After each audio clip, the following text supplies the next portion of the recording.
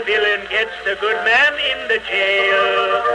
With handcuffs he is laden, then the villain steals the maiden. Poor virtue's crushed and vice seems to prevail. But before the play is over, the good man lands in clover, and the maiden in his arms rests all serene. The bad man's always bested, in the last act he's arrested, and his bitter cup is filled with Paris green.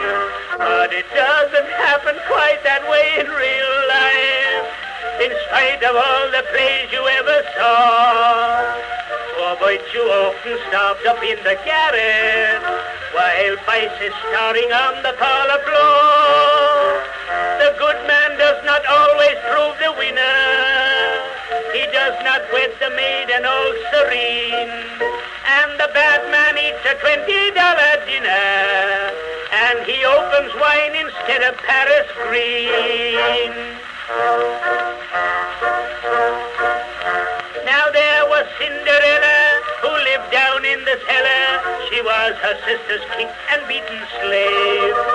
Her grandmama, so cruel, made her live on kicks and gruel, till she advertised for one unfurnished grave. Then a fairy queen came to her, with glass slippers she did shew her, and she lost that slipper coming from the ball. And the mighty prince so prized it, that he straightway advertised it, and he married her because her feet were small. But it doesn't happen quite that way in real life, in spite of all the fairy tales they spin. If princes could be captured with glass slippers, there would be no glass for window panes or gin. Girls who pick the cinders do not dance cotillions, with princes great to wed them for their feet. But a homely woman whose father's got the millions, she can marry with shoes that reach across the street.